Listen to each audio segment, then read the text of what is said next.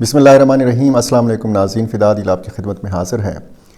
अफ़गान उलमा का फ़तवा और उसके बावजूद पाकिस्तान का अदम इत्मीनान। पाकिस्तान एक किस्म का इनकारी है कि जब तक अफ़गान तालिबान की तरफ से तहरीरी यकीन दहानी नहीं मिल जाती, शायद पाकिस्तान के नज़दीक अफ़गान उलमा के फ़तवे की कोई हैसियत नहीं है। ये एक तासुर जो है ये उभर रहा है और ज़ाहिर है कि एक बहुत अहम फ़तवा जो है वो सामने आया है। 1000 से ज़्यादा उलमाए कराम अफ़गानिस्तान में इकट्ठे हुए और ये इमारत इस्लामी की सरपरस्ती में इकट्ठे हुए।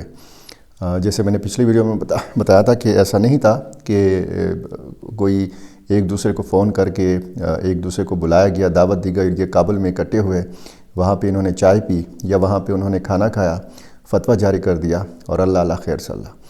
ये एक बहुत सोच समझ कर ये इज्तिमा मुनक्किद किया गया था और इसका मकसद शायद वही था कि अफ़गान सरज़मीन जो है जिसके हवाले से बहुत ज़्यादा तहफ़्फ़ुज़ात हैं, ये तहफ़्फ़ुज़ात ख़त्म किए जा सकें, ख़ुसूसन पाकिस्तान की तरफ से।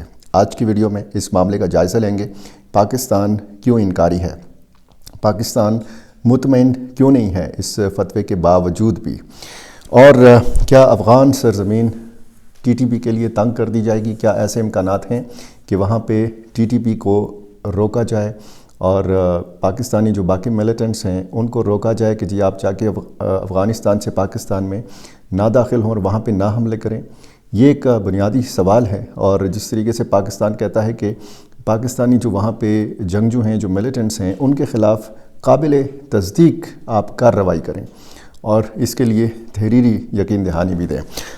बहरहाल ये एक सवाल है कि पाकिस्तान के अंदर हमले रुक जाएंगे, क्योंकि ये जो फ़तवा है उसमें तो अफ़गान शहरियों के हवाले से ये बताया गया है कि जी आपको इजाज़त नहीं है कि आप अफ़गानिस्तान से बाहर जाएं और आप हमले करें। आपके अफ़गानिस्तान से बाहर जो हमले हैं या जो आपकी लड़ाई है ये जिहाद नहीं है, ये हमले जायज़ नहीं हैं। अच्छा, ये भी मैंने आपको वीडियो में बताना है कि खैबर पख्तूनख्वा में ड्रोन हमलों में इजाफ़ा हुआ है।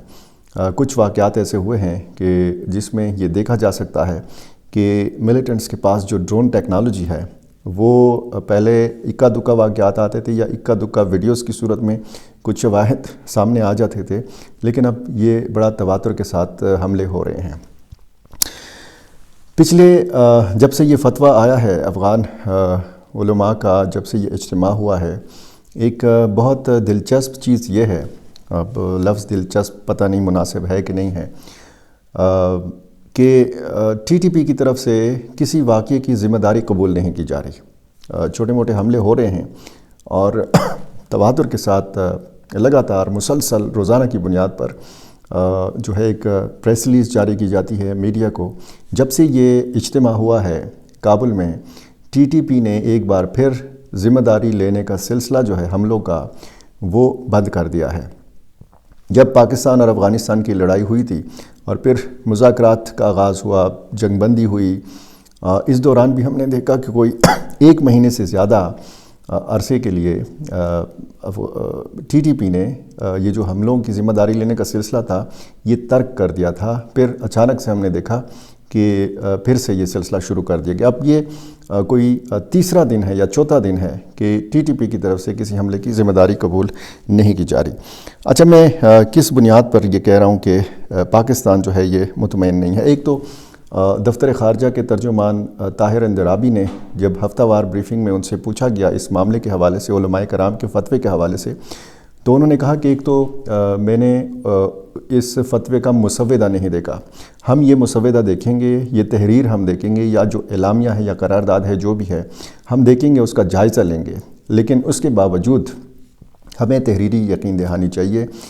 ये फ़तवा उस तहरीरी यकीन दहानी के हवाले से जो पाकिस्तान की डिमांड है उसका ये मुतबादिल ये फ़तवा नहीं हो सकता। तो ये पाकिस्तान का जो पहला रद्द-ए-अमल था वो इस फ़तवा के हवाले से ये था।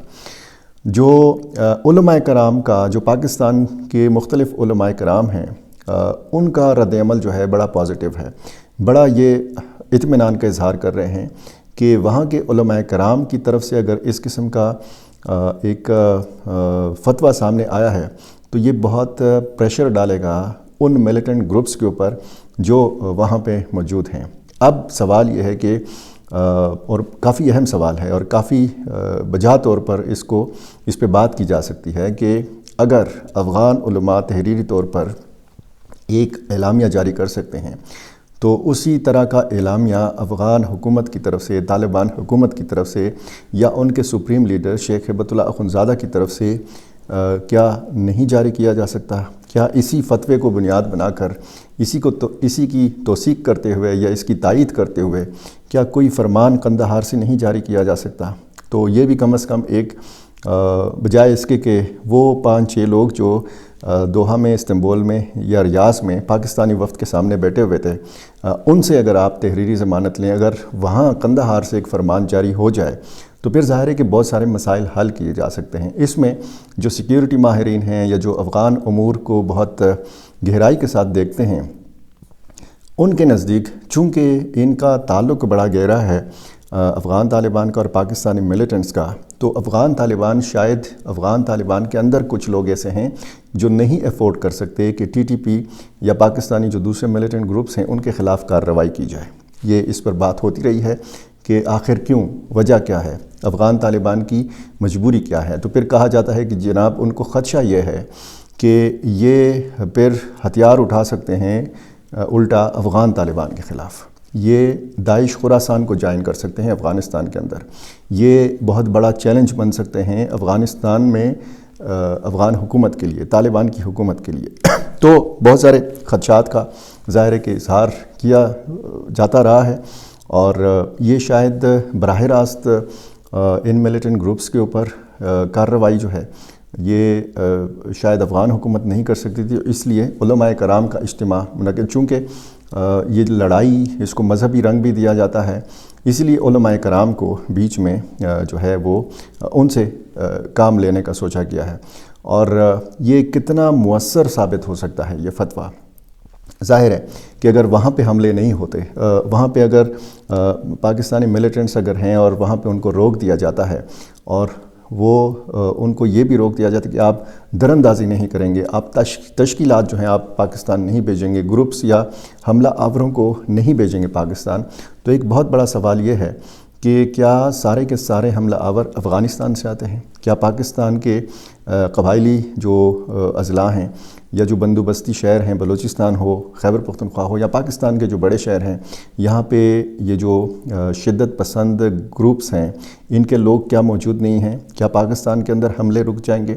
اگر وہاں سے یہ کہہ دیا جائے ان ملیٹنٹ گروپس کو کہ جن کا دعویٰ ہے کہ انہوں نے شیخ ہیبت اللہ اخندزادہ کے ہاتھ پہ بیعت کیا ہوا ہے، کہ ان کو کہا جائے جو پاکستان کے اندر ہیں کہ جی آپ پاکستان کے اندر بھی حملے نہ کریں، تو ظاہر ہے کہ یہ ایک وضاحت طلب چیز ہے، یہ بہت واضح انداز میں کرنے کا کام ہے، اس میں واضح طور پر پاکستان کا نام لینے کی اور لکھنے کی ضرورت ہے، اس میں واضح طور پر تنظیموں کا نام جو ہے وہ لکھنے کی ضرورت ہے، کیونکہ اس فتوے میں بھی ہمیں کہیں بھی پاکستان کا ذکر نہیں ملتا کہ پاکستان کا نام لیا گیا ہو۔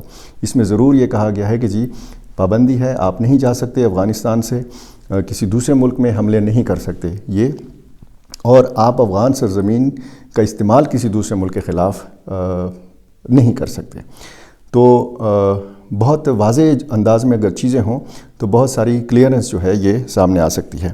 یہ دفتر خارجہ کا جو رد عمل تھا وہ میں نے آپ کے سامنے پچھلی ویڈیو میں بھی رکھا تھا۔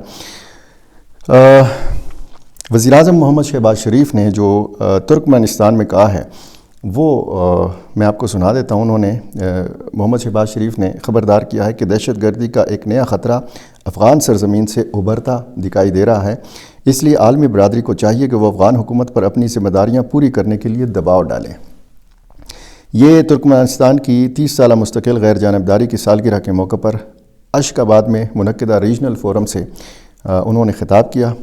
انہوں نے اس موقع پہ کہا کہ پاکستان نے رواں برس اقوام متحدہ کی سلامتی کونسل میں ذمہ داریاں سنبھالی ہیں، جبکہ افغانستان سے دہشت گردی کے بڑھتے خطرات علاقائی امن کے لیے تشویش کا باعث ہیں۔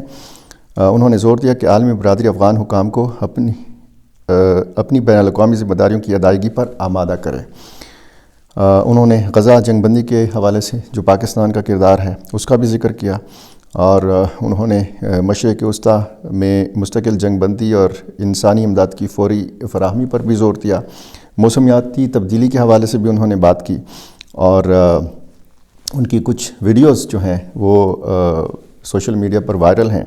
اس موقع پر جو ان کی ملاقاتیں ہوئیں، ترکمانستان کے صدر سے ان کی ملاقات ہوئی، روس کے صدر ولادیمیر پوٹن سے، ترکی کے صدر رجب طیب ایردوان سے، ازبکستان کے صدر سے، تاجکستان کے امام علی رحمان جو صدر ہیں، اور قازقستان کے صدر سے ان کی، اور متعدد دیگر سربراہان سے ان کی ملاقاتیں ہوئی. انتہائی وہ گرم جوشی سے ملتے رہے، اپنے روایتی انداز میں شہباز شریف بات کرتے رہے عالمی رہنماؤں سے، اور مرکز نگاہ رہے، اگر آسان الفاظ میں آپ کو سمجھایا جا سکے.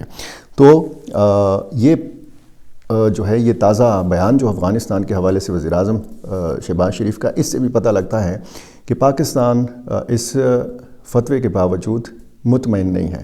افغان طالبان پاکستان کو کیسے مطمئن کر پائیں گے؟ اور جب تک یہ اطمینان کا اظہار نہیں کیا جائے گا تو ظاہر ہے کہ دونوں ملکوں کے جو تعلقات ہیں وہ اسی طرح خراب رہیں گے، اسی طرح کشیدہ رہیں گے. میں نے خیبر پختونخوا میں ذکر کیا تھا کہ ڈرون حملوں میں اضافہ، کوئی 1 درجن سے زیادہ جو حملے ہیں یہ کوئی 3 دن میں ریکارڈ کیے گئے ہیں. 3 دن میں 1 درجن سے زیادہ ڈرون اٹیکس ملیٹنٹس کی طرف سے. ایک تو بنو کے تانہ حوید کی حدود میں ایک کارروائی ہوئی، اور وہاں پہ ہم نے دیکھا کہ نشانہ بنایا گیا حوید پولیس اسٹیشن کو، یا وہاں پہ چوکی کو. شیخ لنڈک میں پھر ایک ڈرون حملہ ہوا. یہ جو پہلا حملہ اس میں 5 اہلکار جو تھے یہ زخمی ہوئے، اور اسی طرح کچھ واقعات جو ہیں باقی علاقوں میں بھی ہوئے ہیں. ایک واقعہ جو ہے یہ قندھار کے ضلع سپین بولدک کے شہید بازار کے علاقے میں سورگل جامع مسجد ہے، یعنی افغانستان کا واقعہ ہے. یہاں پہ ایک خطیب مولوی عزیز اللہ نماز مغرب کے بعد یہ گھر واپس جا رہے تھے، ان کو شہید کیا گیا ہے. اور یہ بتایا گیا ہے کہ جو حملہ آور تھے ان کا تعلق داعش خراسان سے تھا. یہ جو ظاہر ہے کہ یہ واقعہ افغانستان کا ہے، لیکن اس وقت خیبر پختونخوا کی جو صورتحال ہے وہ خاصی تشویشناک ہے. امن و امان کے حوالے سے اگر آپ بات کریں، مختلف واقعات ہوتے رہے ہیں. ایک کارروائی بنو میں ہوئی ہے، خفیہ اطلاع کی بنیاد پر یہ ایک کارروائی ہوئی. ایک ملیٹنٹ کو مارا گیا ہے، 4 کو زندہ گرفتار کیا گیا ہے، اور یہ بتایا گیا ہے کہ یہ ممشخیل بنو کے علاقے میں یہ ہوا ہے. کرم کا علاقہ ہے، یہاں پہ بتایا گیا ہے کہ ایک مزدور احمد خان چمکنی کو نامعلوم افراد نے شہید کیا ہے.